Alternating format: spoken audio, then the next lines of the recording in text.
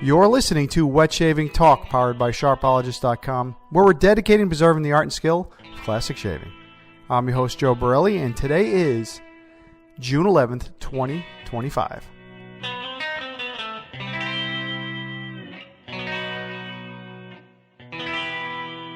Hey guys, welcome back to the podcast, and first and foremost, happy Father's Day to all the fathers out there. That's right, Father's Day is right around the corner. It's this weekend. And this is I would say, either the first or second busiest holiday for gift giving in wet shaving, right? That's right. The biggest holiday for gift giving and for that wet shaver in your life. I would say Father's Day is probably a close second, if not first, over Christmas. So a few things for today on the cast. Want to go over, hey, how to give that perfect Father's Day gift, what to do, what not to do. You know, I love talking about this kind of stuff right around those holiday times where, to prevent people from getting the right gift, prevent them from getting the wrong gift and getting the right gift for that special person in their life, that special dad in their life. And usually during these episodes, if you have anybody that you know, or if you want to refer to them to this segment that are not a wet shaver and they're buying a gift, perfect time. If you're a lurker, if you're listening, if your significant other, husband, boyfriend, or all the above is a listener of the podcast, this is the one that you're going to want to listen to, because this will help you get him the right gift. So I will definitely show you how to get the perfect Father's Day gift for that father in your life. We've also got a little bit of news going on in the wet shaving world. We've got the Big Apple soap release. This is a mini meetup at Pasteur's. This is really an exciting meetup that was going on over there in New York. So a new release, kind of a mini meetup that happened, and I'll talk a little bit about that.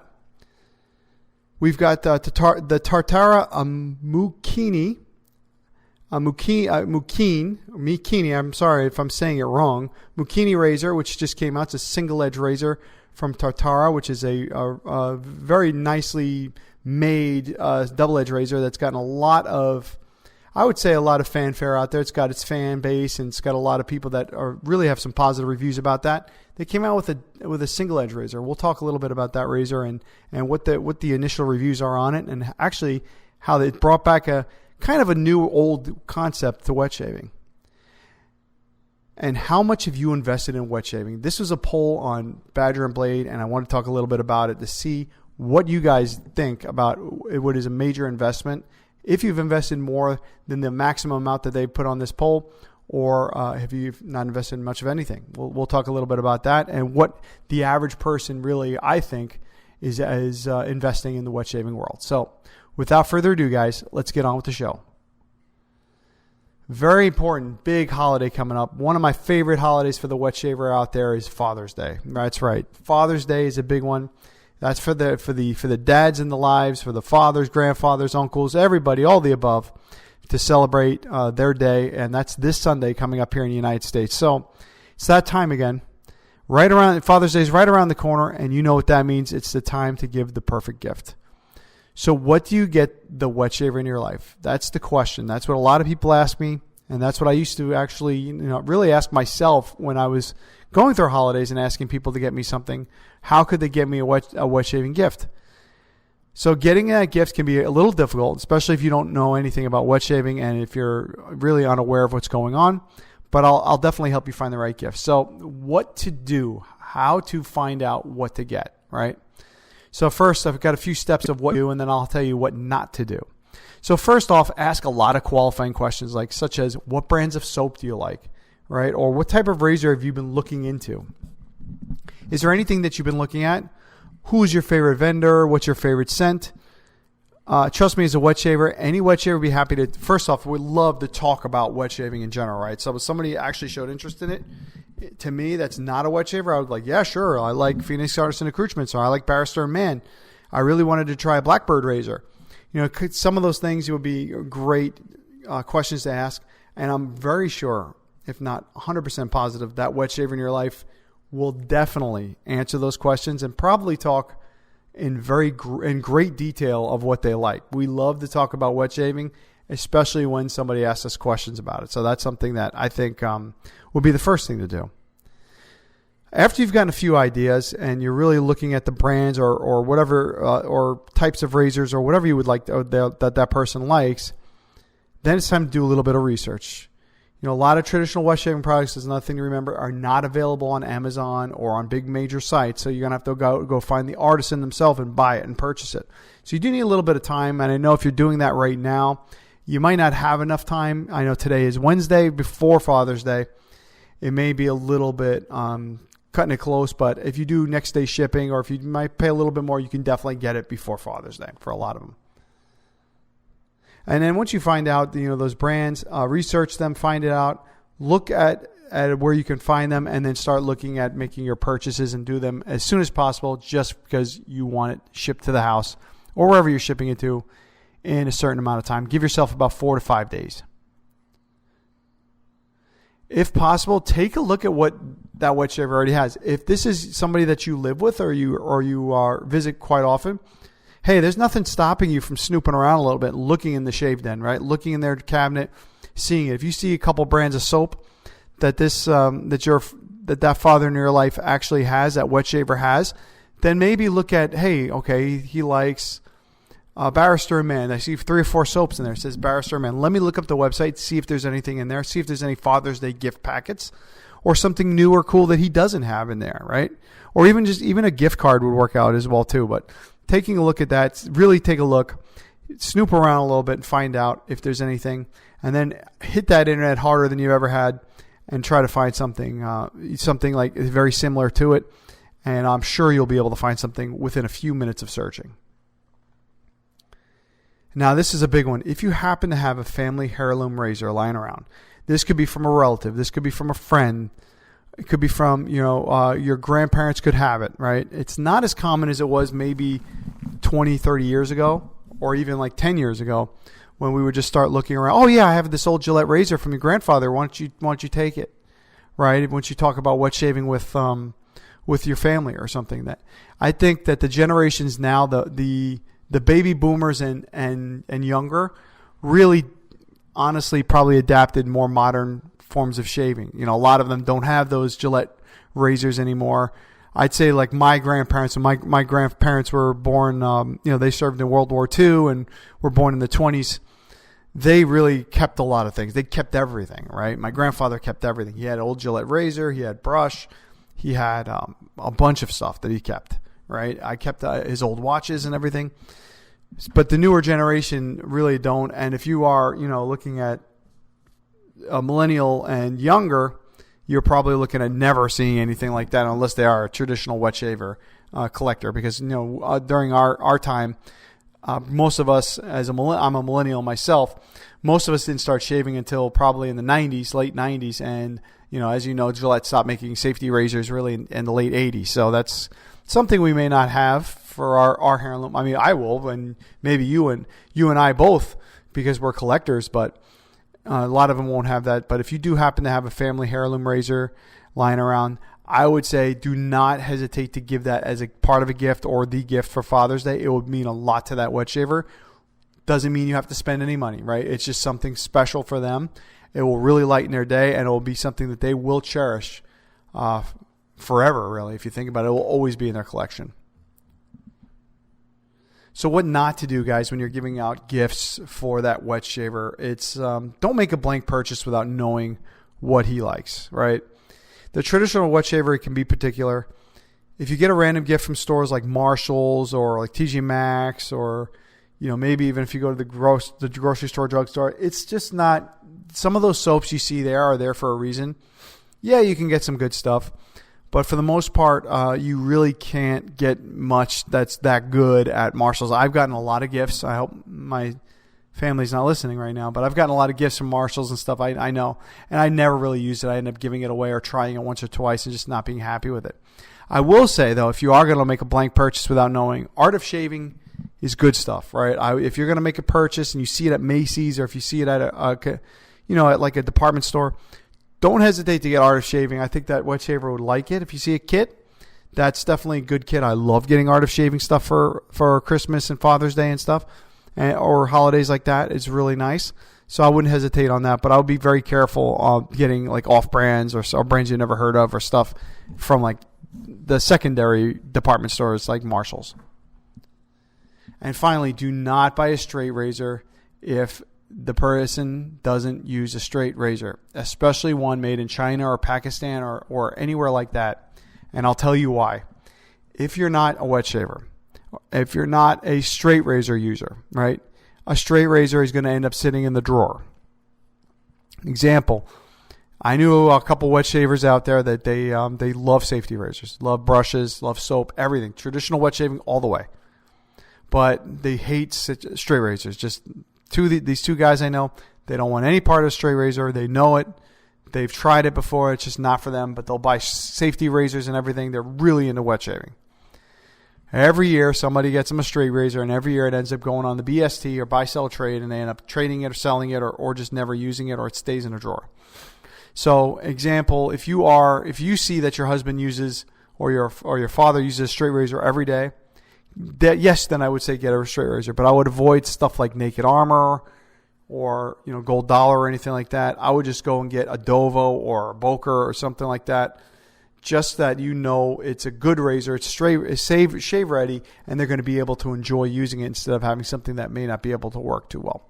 So, in short, no straight razors unless you know they use straight razors. Stick to reputable brands made in Germany, United States, or France, or Japan, or something like that. Stay away from China, Pakistan, and anything in the Middle East.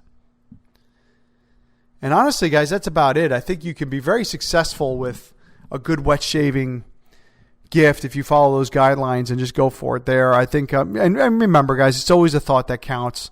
Another thing is also a good shaving cabinet. If you're looking, if you see your significant other has a ton of stuff, maybe get them a nice cabinet or something cool, or a nice picture or poster for their shave den. That's also really great too. I've gotten a lot of wet shaving gifts in the past. Some were, and honestly, I know because I've gotten some stuff like stuff I said to avoid, and I've gotten some really good stuff like, a great cabinet and some good soap from Art of Shaving and stuff like that too. So I think you're in good shape there. If you have any questions, always feel free to email me, even if you're not a listener of the show, and I will do my best to help you in that sense. All right, so moving along, we've got the Big Apple release, which was released at Pasteur's over the weekend. This is a collaboration between Strike Gold Shave and Pasteur's, and will be only available at their store or online from their site, which is actually sold out at the moment. So this is a really cool collaboration with a cool scent, with about 20 or 30 people showing up to the meetup, to the release, and having like a mini meetup at Pasteur's just this last week. Inspired by Killian's Apple Brandy, the Big Apple captures the spirit of the night out in Manhattan, refined, intoxicating, and unforgettable, with a scent profile of cardamom, bergamot, apple, rum, brandy, pineapple, vanilla, and moss, with base notes of warm woods and with a little bit of sweetness. I really wish I could have made this meetup because I've been to Pasteur's many times. Actually, not many times. I've been there about 3 or 4 times, and I plan on going again actually soon, hopefully in the summer. I try to get into Manhattan at least once a year, maybe twice. Last year I went twice, which is very rare. I don't really usually go that often, but when I do, I always hit a Pasteur's. And I think this shave soap is definitely, and I think there's also a splash with it as well. Very, very interesting. I really would like to actually get a smell of this, a sniff of this, and try it out because I love those collaborations, especially when they're available only there. So this apparently is the scent of New York from Strike Gold Shave, and we wish you guys the best of luck with this scent, and hopefully, you guys whoever went to that Big Apple meetup over there in Manhattan had a great time picking up those soaps. And hopefully they'll be in stock soon. I saw that they have like a waiting list on it, or a pre-order because it's back ordered at the moment. But we'll see when it comes back out. I'm definitely picking up a set of this. And the Tartara Amakuni razor. Sorry, I'm if I said it wrong. And Amakuni razor. This is a single edge razor with the Artist Club blade. So that longer blade. Remember, guys, if you're a fan of the Mongoose, or if you're a fan of the Cobra Classic single edge razor, that was a relatively new concept, taking those hair shaper blades and putting them in so they have a little bit more space on them. They're bigger, but they shave really nicely. And this is a new one that came out, and I have not seen a new one come out in at least several years. I know there's a bunch of them out there. There's the Colonel. There's a bunch of other ones out there. Wolfman, I think, is toying around with that. If they haven't made one, not for the Artist Club, I think they made one for regular blades, but You've got a lot of makers that done this, but really it was the mongoose and the cobra that took off with this design. And this one's available. It's a good price. I think it's just over $150. And it's really interesting to see that they brought this out. And now the double-edged Tartaras are very popular with wet shavers all over the world, and they've been very very known in the wet shave on the forums and stuff. They're very highly thought of and spoken of. They're good performers, great razors, and this one kind of looks the same. Very slim head design, so much slimmer head than the actual mongoose itself. And this comes together with magnets, so it's magnetized. So I believe you don't have to screw it in. The magnets just go on and put the blade on there. So that's a pretty cool concept as well. I haven't seen that in a single edge razor yet. So looking forward to seeing more on this, guys. The Tartara Mukini, I think that's how you say it, razor, which is now available. I believe they have. I think they're out. I'm not sure. I thought when I saw it, they still had a few left in stock. So I think they are, but I'm pretty sure they're selling quickly. They've been around, I think, a couple of months now, but they're still out there. So try them out, guys, if you're into that single edge razor, if you're into the style, and see if you really love it. I'm sure it's going to be a great shaver. All right, guys, and finally, how much have you invested in wet shaving? It's well, you know what? A lot of people don't realize how much they really invested until they start adding it up and looking at it, especially if you've been around for several years. So for me, I've been around, excuse me, I apologize. I'm getting over a little bit of a cold, hence why I was not on for about a month and a half. That and a couple other things going on. But I am back, and sorry to sidebar on this conversation, but definitely back and ready to have some more podcasts get back on the regular schedule. So I apologize for that in advance. But how much have you invested in wet shaving? Okay. Again, if you've been around a couple of years, you might be shocked on how much you've invested. So this was a poll on Badger and Blade, and they just wanted to see how many people, spent some money in wet shaving. And it looks like the majority of them spent over $2,000. Now you got to remember that Badger and Blade is full of, and a lot of us are not the average wet shaver. The average wet shaver might buy one razor, one soap, one brush. A lot of us, we buy much more than that. And I am definitely over the $2,000 mark in the past 12 years of wet shaving. And I'm sure most of you are too. So I think a lot of it has to do with, hey, how long you've been doing wet shaving and how much you spend yearly on it. Now, there's some guys out there. I've met guys that spend over $30,000 a year buying and selling, and they end up really only spending like a couple thousand because they bought it for this, and they sold it for what they paid for it, or a little bit less, and they just keep buying and using it for a little bit, selling it, and then just going on from there, and then really saying to themselves, hey, I get doing this. It's a lot of work, and maybe I spend a lot, but I do get to try everything, and then I sell it, and I don't keep it in my as storage. So I bring it in, and I let it out. So the recent poll, it kind of just opened up my eyes, guys. It really was like I could not believe what the percentage was of how many people spent over $2,000, and a couple of the wet shavers in there that were mentioning on the poll. We're saying, hey, I've only been doing wet shaving for 3 months, and I'm well over $2,000. I have 35 razors and this and that. So a lot of people go well in deep as soon as they start. Might not be my recommendation. My recommendation would be more, hey, just try something until you get really good at it, and then start going crazy once you get your technique down, because there's no way in 2 or 3 months you have a perfect technique. So that's just my 2 cents on it. If you would like to be included in this poll, it's on badgerandblade.com. It's in their general shaving, I believe, discussion. So check it out. And also, if you have any, if you wanted to send me some notes, or if you have any suggestions, or if you want to talk to me about your journey with wet shaving and your investment, go right ahead and send me an email at joe.wetshavingnews@gmail.com. All right, guys. So that concludes the show for this week. I do apologize. I have been kind of out of it lately. I've been very busy with work. And then not only that, I got sick again. Nothing new there. I just got a cold, and when you get a cold, it's really hard to talk and do the actual podcast because your voice kind of hurts and doesn't sound right. And I don't want all of my all the listeners to be like, oh wow, I don't want to listen because it sounds bad. And right now, my voice is probably on the threshold of being good or bad. So I apologize for that, guys. But Podcast isn't going anywhere. I promise you, we're still going to be here and we're still going to be doing this. So it's going to trying to get back on the actual regular programming, I guess, if you'd like to say the regular schedule. So wanted to say, guys, our show is powered by Sharpologist.com, which your father didn't teach you about shaving. Special thanks to Mark, Mantic59, and most of all, you guys, the listeners, because without you, there'd be no podcast. Don't forget to check out my blog site, shavestraightandsafe.com. And as always, feel free to contact me at joe.wetshavingnews@gmail.com. And remember, my book is available at Pasteur's Pharmacy, Barnes & Noble, and Amazon, The Modern Guide to Straight Razor Shaving. Check it out. It makes a great Father's Day gift. All right, guys, our next show will be on the 23rd of June. Until then, shave straight and shave safe. Bye-bye now.